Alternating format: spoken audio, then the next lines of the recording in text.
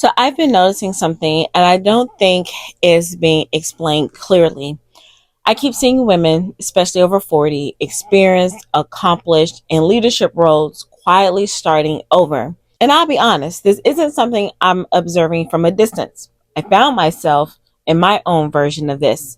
Now, if you want to hear more about this, stay tuned to the rest of the video. Some of these women were laid off, some walked away, some are trying to figure out what's next. And what stands out to me is not just what they're doing, it's how they're talking about it.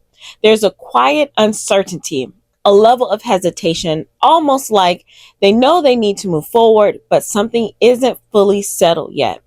And I understand that more than I expected to, because I've been in a place where I had options, but none of them felt aligned. And that's a different kind of tension. It's not confusion, it's not lack of ability, it's misalignment between who you've been and what your life is asking of you right now in this moment. There are times like this when advice starts to feel incomplete. Have you heard the phrase, just pivot, start something new, and monetize your experience or your expertise? Now, to be clear, I've said that last part, have an entire video series, did an entire thing on that. But I realized the reason why I didn't launch for me personally is because it wasn't aligned with what I was doing. Because all of those things could sound true, but it skips over something important. The internal transition that is required to do those things. It does take an internal shift to just pivot, start something new, or to monetize your experience and expertise. Let me know if you remember this moment in the Bible. There was a moment where Moses sent spies into the promised land. I believe there's a total of 12, and the mission lasts, I think, about 40 days. And so, side note, when was the last time you committed to something new for at least 40 days? Now, that's another story and another topic for another day, but I just thought that was important because, the Bible doesn't just throw in random things. So that was, very specific. So I may need to do a deeper dive on that. But anyway, okay. So all 12 spies saw the same opportunity in Canaan. That was the promised land, but they didn't interpret it the same way. The two spies, Joshua and Caleb, saw possibility in the promised land, while the other 10 saw risk, and they saw it as Canaan, just how it showed up in its raw form. And if I'm honest, I understand the ones who hesitated. As much as we want to be a Joshua and a Caleb, there are times when we can relate more to the other 10 spies. And if you're honest or can relate to that feeling, let me know down below. Now, why I said that about relating to the 10, because stepping into something new, especially after you've built something stable, that doesn't just require faith. It requires letting go of a version of yourself that once made sense. Now, here's the practical reality to all of this. And this is the part that I don't hear enough people talk about. Starting over sounds simple until you have responsibilities.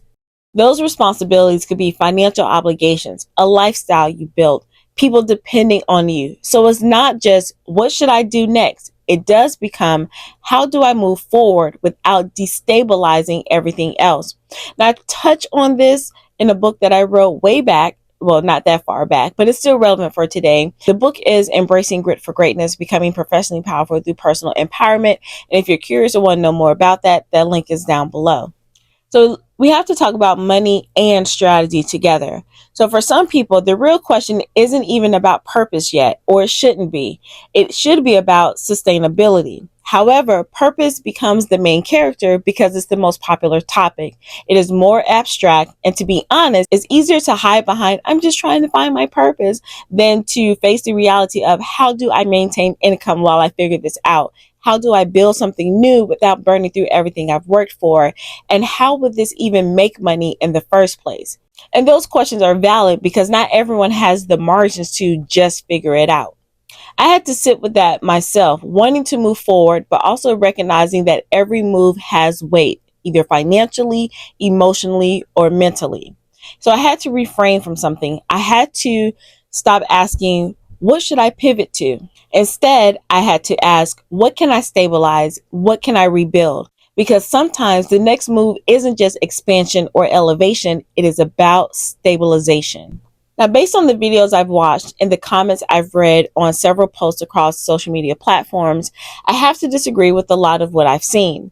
I don't think it's just about AI or politics or even DEI or not just one thing in particular. While I'm not denying anybody's personal experience because I have my own, we can't assume that the obvious or what's on the surface is actually the root issue.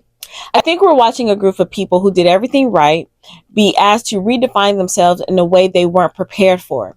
Many of us were the first to figure things out, to go further in life sooner, quicker, faster. But when we get stuck or hesitate, we tend to look for answers from people who were never in the places that we were in, or in the exact same way or the exact same time.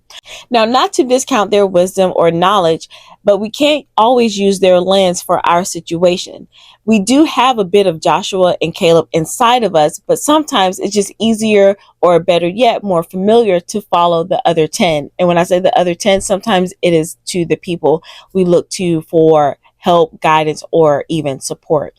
And I know this may feel incomplete, but you have to understand that that's not a failure if you're doing that. It is a transition, but it's the kind of transition that requires more honesty, more patience, and more strategy than people are willing to admit. And there are a lot more things that I do have to say, so stay tuned to this series. But I wanted to say what I feel is the quiet part out loud. So let me know if any of this is resonating with you.